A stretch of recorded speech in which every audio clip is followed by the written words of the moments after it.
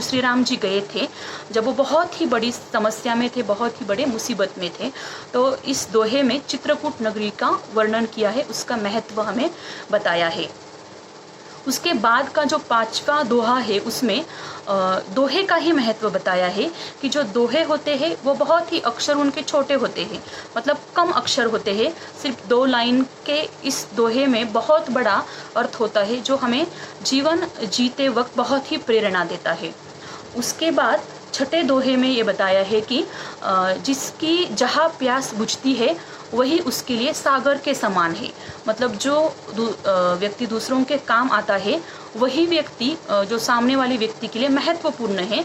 चाहे उसके बाजू में कितने भी बड़े व्यक्ति क्यों न हो, लेकिन वो मदद नहीं करते हैं तो व्यर्थ है, लेकिन अगर गरीब भी मदद करता है तो उसका जीवन धन्य है।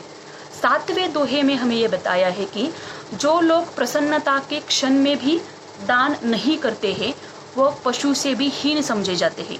मतलब जिसके पास पैसे है, सब कुछ है और वो खुश भी है, सामने वाले व्यक्ति की कला से वो प्रभावित है, खुश भी हुआ है, फिर भी वह मंत्र मुग्ध होकर या फिर खुश होकर उस कलाकार की मदद नहीं करते हैं, तो उस व्यक्ति का जीवन या फिर वह व्यक्ति पशु से भी हीन है, ऐसा कवि ने हमें बताया है।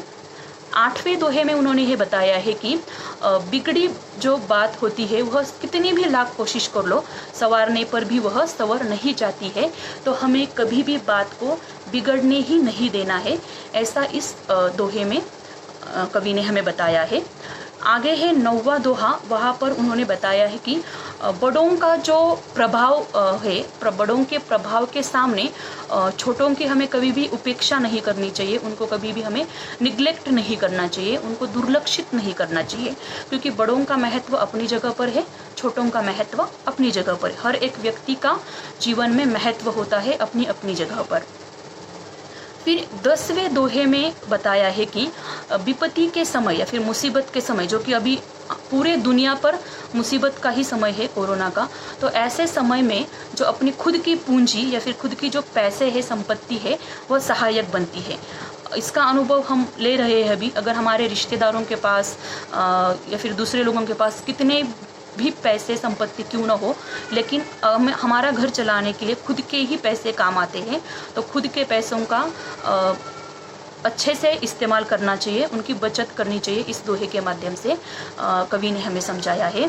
अंत वाला जो दोहा है वह उस दोहे के माध्यम से कवि ने समझाया है कि पानी, चमक और सम्मान।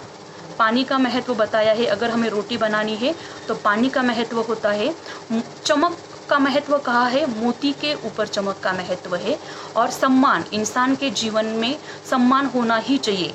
तो ऐसे तो बहुत सारे लोग आते हैं जाते हैं, लेकिन खुद की इज्जत खुद करना सीखना चाहिए और सामने वाले लोग भी हमें इज्जत दे, ऐसा हमें कुछ तो करना चाहिए जीवन में। ऐसे महान कार्य करने चाहिए ताकि सामने वाला हमें सम्मान दे सके।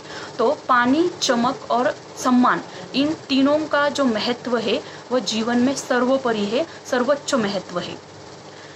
बच्चों, ये थे हमारे अप्रैल महीने के जो 2 कविताएं, उनके मैंने अभी रिवीजन ली है। मुझे आशा है ये 2 कविताएं आपको बिल्कुल बहुत ही अच्छे से समझ में आ गई होंगी।